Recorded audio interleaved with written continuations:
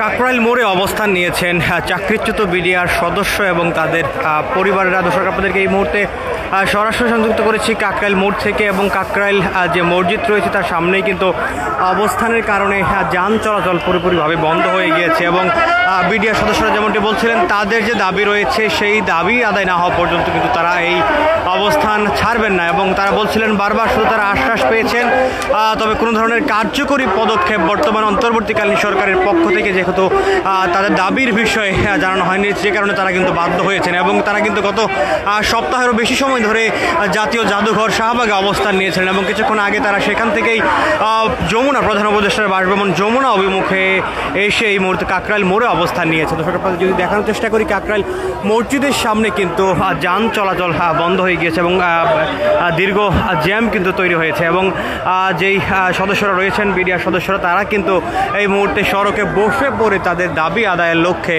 অবস্থান করছেন। এবং তারা যে বিষয়টি বলছিলেন, তাদের এই দাবি আদায়ের জন্য কিন্তু তারা গত 5 আগস্টের পর থেকে কিন্তু বিভিন্ন কর্মসূচি দিয়ে আসছিলেন, তবে বর্তমান অন্তর্বর্তীকালীন সরকারের পক্ষ থেকে কোনো ধরনের কার্যকরী পদক্ষেপ কিন্তু এখন পর্যন্ত নেওয়া হয়নি, কারণে তারা বাধ্য হয়েছেন। দর্শক, আপনাদের যদি দেখানোর চেষ্টা করি, প্রধান উপদেষ্টা ডক্টর মোহাম্মদ ইউনূসের বাসভবন অভিমুখে তারা কিন্তু অবস্থান নিয়েছেন, এবং সেখানে কিন্তু বিভিন্ন স্লোগান তারা দিচ্ছিলেন। এবং পুলিশ কিন্তু এবং আইন শৃঙ্খলা রক্ষাকারী বাহিনীর সদস্য যারা রয়েছেন, এই যমুনা অভিমুখে সড়কটি যেটি রয়েছে সেখানে কিন্তু তারা ব্যারিকেড প্রদান করে এই বিডিআর সদস্যদেরকে কিন্তু পথ রোধ করেছেন।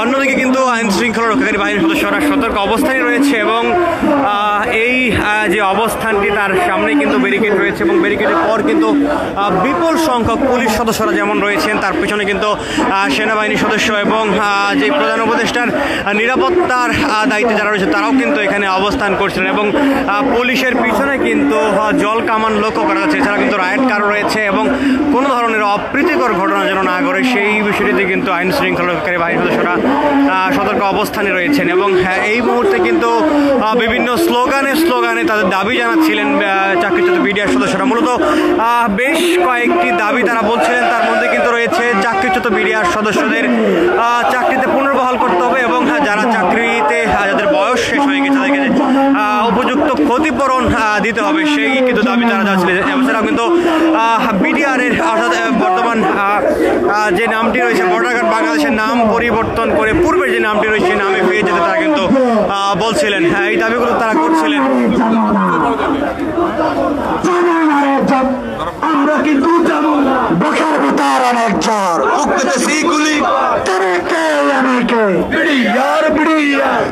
আমার ঠিকানা বাতিল বাতিল বাতিল চাই, বাতিল বাতিল বাতিল চাই, প্রজ্ঞাপনের আমাদারা ভারতের দালালরা, ভারতের দালালরা, তবে কে আমি কে, তোমার আমার ঠিকানা